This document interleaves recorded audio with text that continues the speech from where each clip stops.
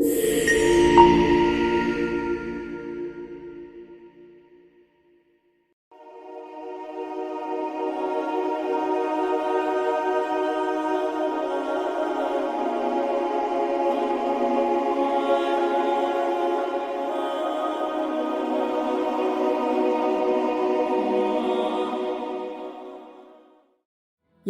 Ağustos 2026'da şifa akımlarının gerçek anatomisi eğitimimize başlıyoruz. Kuantumdan tasavvufa, bilimden bilince, mitlerden gerçeklere.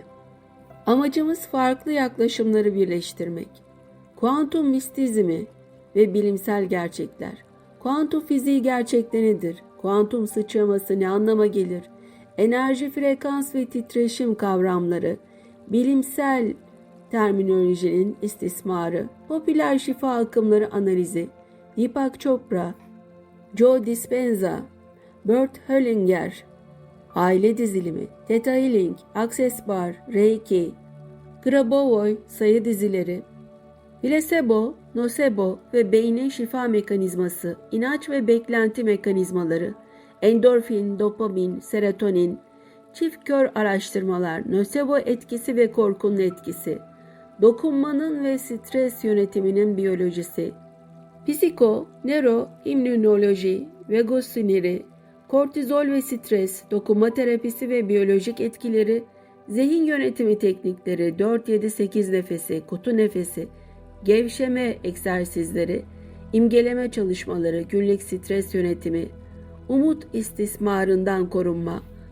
modern fizik, tasavvuf ve şifa, Michio Kaku'nun evren anlayışı ve sicim teorisi, tasavvufta şifa, Kur'an, esmalar, dua, zikir, Celcelütiye'de şifa anlayışı ve şifa beyitlerinin genel çerçevesi, bilim ile tasavvufun benzer ve farklı yönleri.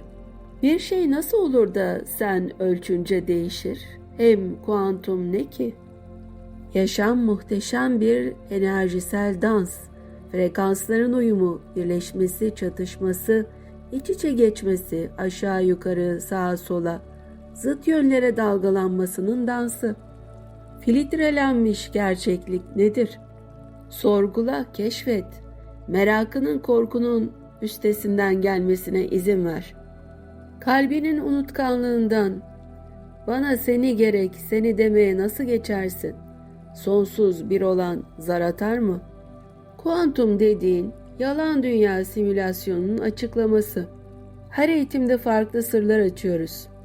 29 Ağustos'ta yine bilinmeyenleri açmaya davet ediyorum. İlim ilim bilmektir. İlim kendin bilmektir.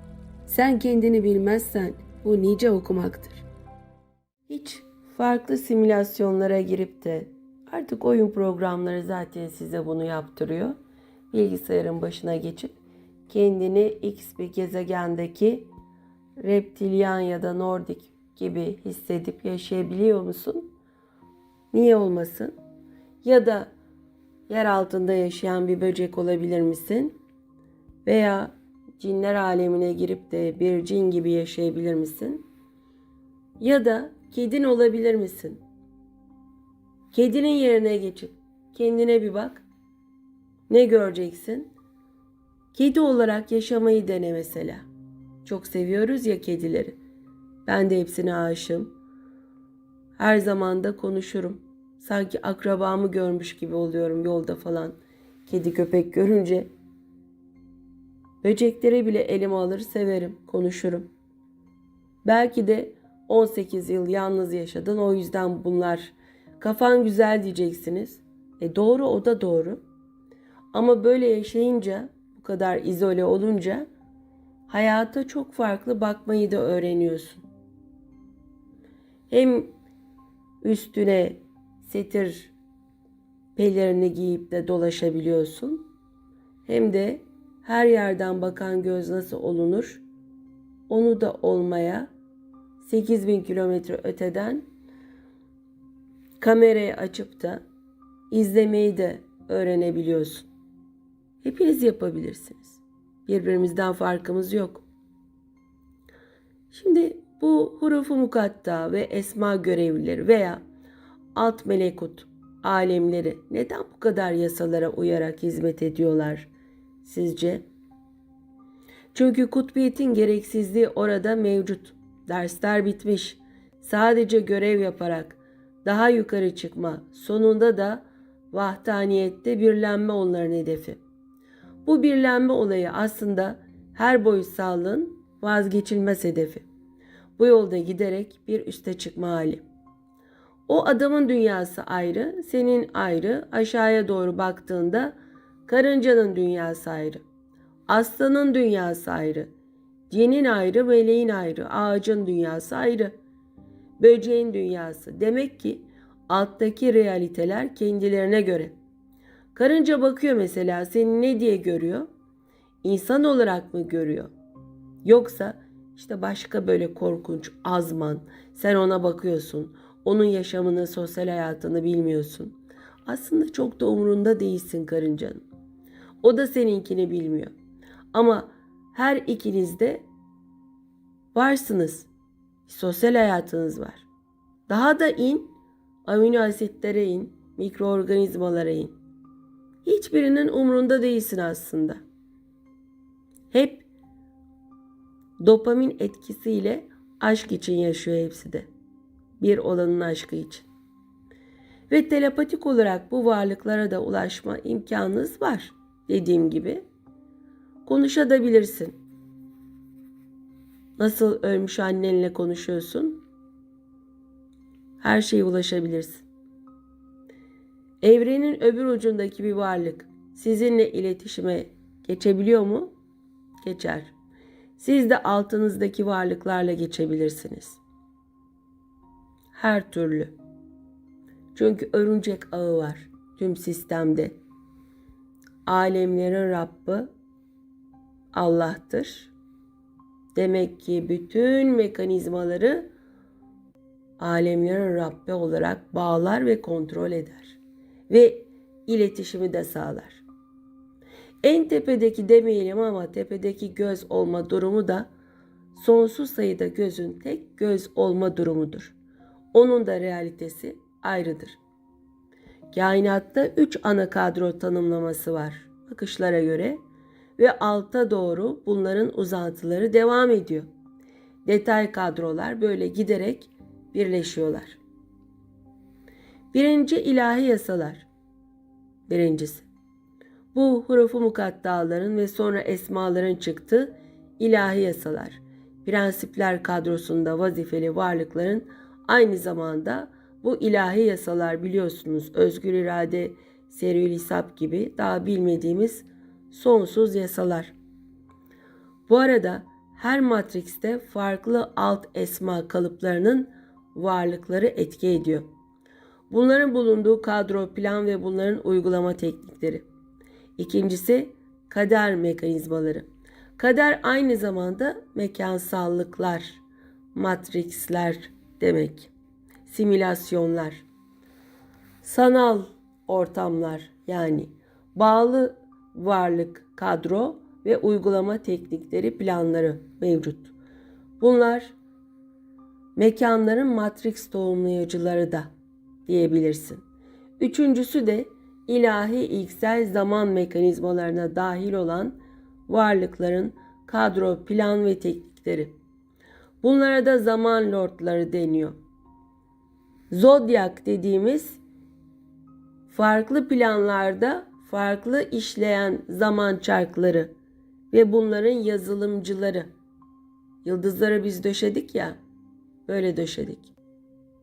Üst boyutlar daima altları programlar. İşte bu 3 ana kadrolamaya bağlı olarak ruhların deneyim yapmalarını sağlama amacıyla büyük hiyerarşik yapılandırmalar, hak edişler doğrultusunda nasıl bir gerekliliğe ihtiyaç var ise o zaman ve mekanlara uygun olarak organizasyonlar ve altlarında tali kadrolamalar oluşturuluyor. Bu kadrolar 3 ana kadrolamanın kıl kadar şaşmaz prensipleriyle matrix ortamlarına uygun olarak vazifelerini yapıyorlar.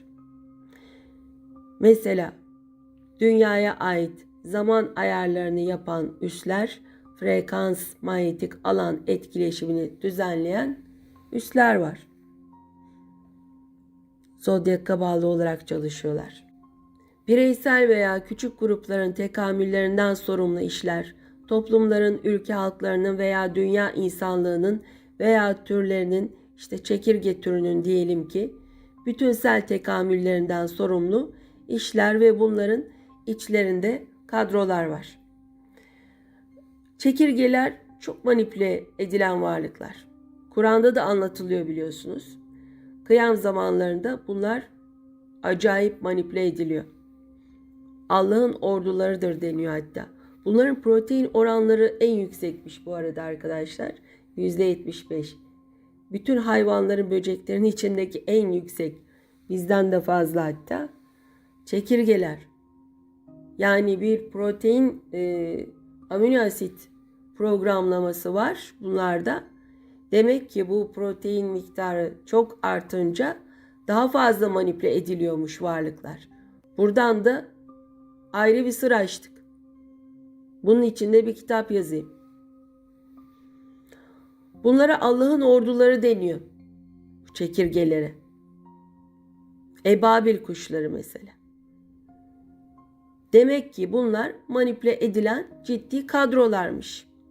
Görevli. Etkiler, tesirler gönderiliyor. Her zaman derim, ağaç ol, kum tanesi ol, yeni doğmuş bebek ol, ölmek üzere olan bir yaşlı ol. Ne istiyorsan ol, karınca ol, Süleyman'ın konuştuğu. Kedi ol, köpek ol. Bakalım ne göreceksin? Hadi git cin matriksine. Bir de cinlerin gözüyle bir bak. Ne görüyorsun Matrix'te? Ya da kendini nasıl görüyorsun? Kolay değil tabii cinlerin doğasını bilmek. Ya da üst boyutsal varlıkların, enerjitik varlıkların ne gözde seni gördüğünü, nasıl algıladığını bilmek. Bu algı mekanizması da farklı bir durum. Bedensellikle alakalı tabii ki ve ruhunun geldiği seviyeyle alakalı. Bambaşka şeyler görürsün. Eğer sen ruhla beden varlığını ayırabilen nötr bir varlık olabilirsen, kaynak kodunu çalıştırabilen nötr bir varlık olabilirsen, bu da acıdan geçmeden de varılmaz, bahis olma durumu. Öyle bir iki zikirle ya da eğitimle de olmaz. O seviyeye geldiğin zaman beden hapishanesinden ruh varlığın çıkar. Ondan sonra da o ruh varlığı olarak nereye gideceğini kontrol edebilirsin. Dünyada da belki dolaşırsın yaşarken. İster vizyoner olarak ol ya da duru görüye geç. Eğer haritalamayı ve frekans ayarlarını biliyorsan belki başka matrikslere de gidebilirsin. Belki başka paralellere de gidebilirsin. Mesela başka bir paralele gittiğin zaman orada senin ikizin başka senaryoda rol almış durumda. Sen ona müdahale edemiyorsun. Sadece seyredebilirsin. Böyle bir durum da var. Yani başka bir matrikse gittiğin zaman orada seyirci statüsünde olabiliyorsun. Ya da aynı bedene girip o bedeni kullanabilme durumu da söz konusu. Fakat söz hakkı yine de birincil ruh ikizinde, o bedeni kullanan. Belki üst alt boyutlarda dolaşırsın. Kedi olarak da görebilirsin bu matriksi veya 5. boyuttaki bir varlık olarak da Atlantis'te yaşayan, bize göre gelecek gibi görünen Atlantis. Boyut matriksini görebilirsin, yaşayabilirsin. Yani bu senin ruh varlığı olarak yaşama becerine bağlı. Artık kalıplarınızı bir yıkın. Yapay zeka zamanındasın. Kıyamete 5 kala kova çağındasın. Ruh Allah'tandır. Sonsuzluk yolcusu. Burada bu matrikslerde beden bulmayı, daha doğrusu her şeyi yaratan bir olan Allah, kendi mekanlarında kendinden kendine deneyim yapmayı diliyor. film çeviriyor senin üstünden. Nedir mekanları? Tüm Rahman yani illüzyonik simülasyon alemleri, mekanlar, bedenler, akışık kayıt dediğimiz yerde kendini deneyimliyor sürekli olarak. Yani bu sanal yazılım dünyadaki insan ruhlarını manipüle etmek üzere, daha doğrusu bu gibi yasalar üzerine çalışan ve bunun adına kutbiyet dersi verilen sistem. Dağlara, taşlara, denizlere emaneti verdik. Hiçbiri kabul etmedi. İnsan kabul etti. Neden? Çünkü insan zalimdir.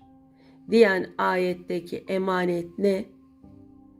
Ahzab suresi 72. ayet kutbiyet. İyi ve kötünün dansı ve bundan alınan dersler ve sonuçlar. Sen o dersleri aldığın zaman bir enerji ve bilgi açığa çıkartıyorsun. Sistemin istediği bu senden.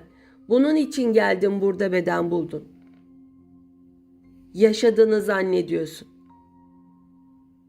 Aynı bilgisayardaki program, oyun programının içindeki kapalı kalmış ve sadece orası var diye zanneden karakter gibisin. Bu iyi ve kötü derslerini yaşarken sen burada iblisin hak ediş aldığı ve yemin ettiği, kıyamete kadar manipüle edeceğim insan ruhlarını dediği bir matrikse kendi rızanla geldin, bedenlendin ruh varlığı olarak. Niçin bu kadar zor bir matrikstesin? Çünkü Adem'e verilen bir havuç var. Kısa yoldan melek olma havucu. O yüzden Adem o ağaca dokundu. İblisin programladı ve sen de burada yaşam buldun. Eleste bir Rabbüküm'de yemin ederek, akit vererek ve her bir yaşamda da ayrıca akit vererek geliyorsun.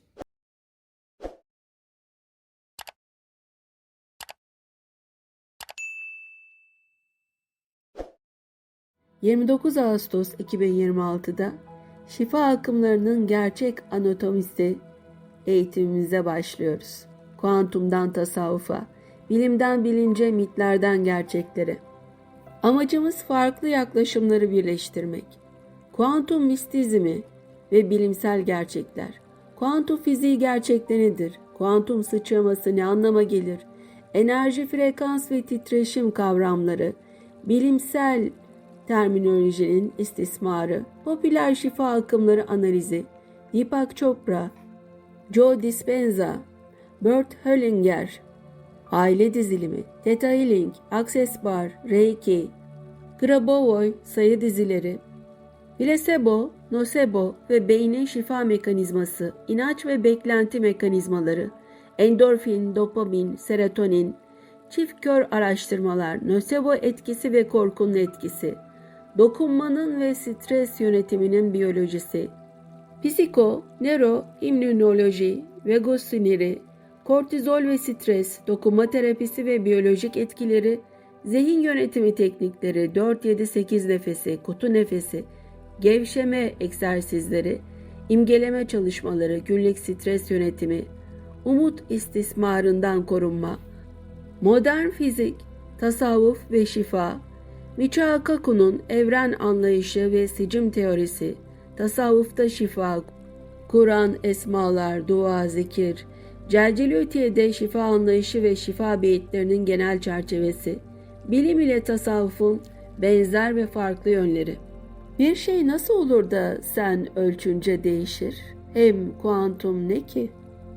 Yaşam muhteşem bir enerjisel dans. Frekansların uyumu, birleşmesi, çatışması, iç içe geçmesi, aşağı yukarı, sağa sola, zıt yönlere dalgalanmasının dansı. Filtrelenmiş gerçeklik nedir? Sorgula, keşfet. Merakının, korkunun üstesinden gelmesine izin ver. Kalbinin unutkanlığından, bana seni gerek, seni demeye nasıl geçersin? Sonsuz bir olan zar atar mı?